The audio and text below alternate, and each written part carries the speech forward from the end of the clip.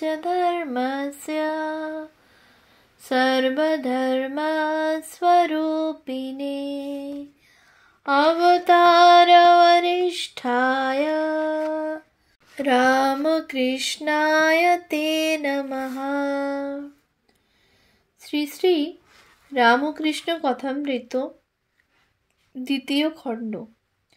তব কথামৃতং তপ্ত জীবনং কবিভিরীরিতং কল্মষাপহম শ্রবণমঙ্গলং শ্রীমদাততং ভুবি গৃণন্তি ये পুরিদা জনা।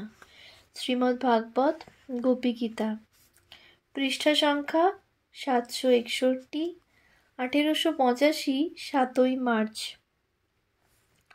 সপ্তম পরিচ্ছেদ। ধর্ম সংস্থাপনার্থায় সম্ভবামি যুগে যুগে। গুহ্য কথা। শ্রী রামকৃষ্ণ ভক্ত সঙ্গে মেঝেতে মাদুরের উপর বসিয়া আছেন। সহাস্য বদন, ভক্তদের বলিতেছেন, আমার পায়ে একটু হাত বুলিয়ে দে তো। ভক্তেরা পদসেবা করিতেছেন। মাস্টারের প্রতি সহাস্যে। এর পদসেবার অনেক মানে আছে।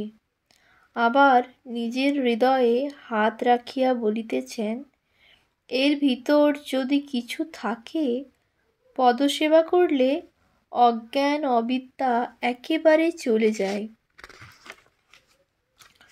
হঠাৎ শ্রী রামকৃষ্ণ গম্ভীর হইলেন, যেন কি গুহ্য কথা বলিবেন। শ্রী রামকৃষ্ণ মাস্টারের প্রতি, এখানে অপর লোক কেউ নাই। সেদিন হরিশ কাছে ছিল, দেখলাম খোলটি দেহটি ছেড়ে সচ্চিদানন্দ বাহিরে এলো। এসে বললে, আমি যুগে যুগে অবতার। তখন ভাবলাম, বুঝি মনের খেয়ালে ওই সব কথা বলছি। তারপর চুপ করে থেকে দেখলাম। তখন দেখি আপনি বলছে, শক্তির আরাধনা চৈতন্যও করেছিল। ভক্তেরা সকলে অবাক হইয়া শুনিতেছেন। কেহ কেহ ভাবিতেছেন, সচ্চিদানন্দ ভগবান কি শ্রী রামকৃষ্ণের রূপ ধারণ করিয়া আমাদের কাছে বসিয়া আছেন? ভগবান কি আবার অবতীর্ণ হইয়াছেন? শ্রী রামকৃষ্ণ কথা কহিতেছেন, মাস্টারকে সম্বোধন করিয়া আবার বলিতেছেন, দেখলাম পূর্ণ আবির্ভাব, তবে সত্যগুণের ঐশ্বর্য। ভক্তেরা সকলে অবাক হইয়া এই সকল কথা শুনিতেছেন। যোগমায়া আদ্যাশক্তি ও অবতার লীলা। শ্রী রামকৃষ্ণ মাস্টারের প্রতি, এখন মাকে বলছিলাম, আর বকতে পারি না। আর বলছিলাম, মা, যেন একবার ছুঁয়ে দিলে লোকের চৈতন্য হয়। যোগমায়ার এমনই মহিমা, তিনি ভেলকি লাগিয়ে দিতে পারেন। বৃন্দাবন লীলায় যোগমায়া ভেলকি লাগিয়ে দিলেন। তারই বলে সুবল কৃষ্ণের সঙ্গে শ্রীমতীর মিলন করে দিচ্ছিলেন। যোগমায়া, তিনি আদ্যা শক্তি, তার একটি আকর্ষণী শক্তি আছে। আমি ওই শক্তির আরোপ করেছিলাম। আচ্ছা, যারা আসে তাদের কিছু কিছু হচ্ছে? মাস্টার, আজ্ঞা হাঁ, হচ্ছে বই কি। শ্রী রামকৃষ্ণ, কেমন করে জানলে? মাস্টার সহাস্যে, সবাই বলে তার কাছে যারা যায় তারা ফেরে না। শ্রী রামকৃষ্ণ সহাস্যে, একটা কোলা ব্যাঙ হেলে সাপের পাল্লায় পড়েছিল। সে ওটাকে গিলতেও পারছে না, ছাড়তেও পারছে না। আর কোলা ব্যাঙটার যন্ত্রণা, সেটা ক্রমাগত ডাকছে। ঢেড়া সাপটারও যন্ত্রণা। কিন্তু গোখরো সাপের পাল্লায় যদি পড়ত, তাহলে দু এক ডাকেই শান্তি হয়ে যেত। সকলের হাস্য। ছোকরা ভক্তদের প্রতি, তোরা ত্রৈলোক্যের সেই বইখানা পড়িস, ভক্তি চৈতন্য চন্দ্রিকা, তার কাছে একখানা চেয়ে নিস না। বেশ চৈতন্যদেবের কথা আছে। একজন ভক্ত, তিনি দেবেন কি? শ্রীরামকৃষ্ণ সহাস্যে, কেন? কাঁকুড় খেতে যদি অনেক কাঁকুড় হয়ে থাকে তাহলে মালিক 2-3টা বিলিয়ে দিতে পারে। সকলের হাস্য। অমনি কি দেবে না? কি বলিস? শ্রীরামকৃষ্ণ পল্টুর প্রতি, আসিস এখানে একবার। পল্টু, সুবিধা হলে আসবো। শ্রীরামকৃষ্ণ, কলকাতায় যেখানে যাব সেখানে যাবি? পল্টু, যাব, চেষ্টা করব। শ্রীরামকৃষ্ণ, ওই পাটোয়ারি। পল্টু, চেষ্টা করব না বললে যে মিছে কথা হবে। শ্রীরামকৃষ্ণ মাস্টারের প্রতি, ওদের মিছে কথা ধরি না, ওরা স্বাধীন নয়। ঠাকুর হরিপদর সঙ্গে কথা কহিতেছেন।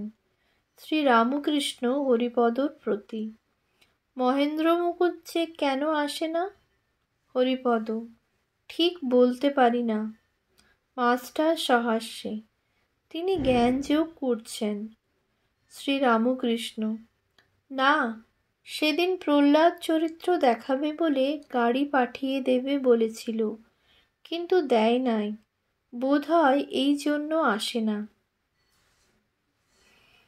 মাস্টার, একদিন মহিম চক্রবর্তীর সঙ্গে দেখা ও আলাপ হয়েছিল, সেইখানে আসা যাওয়া করেন বলে বোধ হয়। শ্রীরামকৃষ্ণ, কেন? মহিমা তো ভক্তির কথাও কয়, সে তো ওইটে খুব বলে, আরাধিত যদি হরিস্তপসা তত কিম। মাস্টার সহাস্যে, সে আপনি বলান তাই বলে।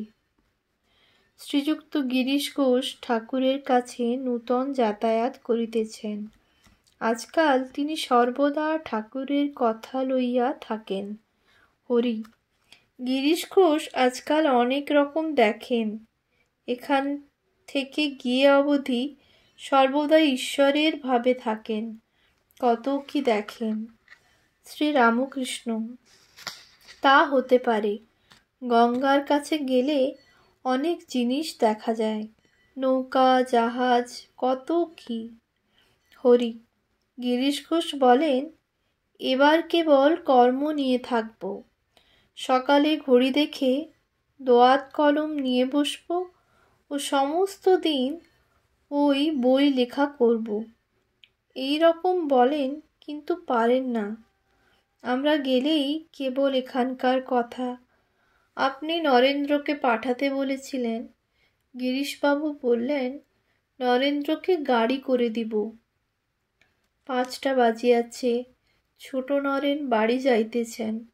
ঠাকুর উত্তর পূর্ব লম্বা বারান্দায় দাঁড়াইয়া একান্তে তাহাকে নানাবিধ উপদেশ দিতেছেন।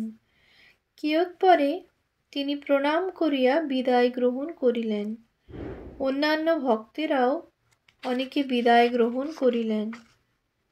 শ্রীরামকৃষ্ণ ছোট খাটটিতে বসিয়া মোহিনীর সঙ্গে কথা কহিতেছেন। পরিবারটি পুত্র শোকের পর পাগলের মতো, কখনো হাসেন, কখনো কাঁদেন। দক্ষিণেশ্বরে ঠাকুরের কাছে এসে কিন্তু শান্ত ভাব হয়। শ্রীরামকৃষ্ণ, তোমার পরিবার এখন কিরকম? মোহিনী, এখানে এলেই শান্ত হন, সেখানে মাঝে মাঝে বড় হাঙ্গাম করেন। সেদিন মরতে গেছিলেন। ঠাকুর শুনিয়া কিয়ৎকাল চিন্তিত হইয়া রহিলেন। মোহিনী বিনীতভাবে বলিতেছেন, আপনার 2-1টা কথা বলে দিতে হবে। শ্রীরামকৃষ্ণ, রাঁধতে দিও না, ওতে মাথা আরও গরম হয়, আর লোকজনের সঙ্গে রাখবে। ওম শান্তি শান্তি শান্তি। हरिः ओम तत्सत्। श्रीरामकृष्णार्पणमस्तु।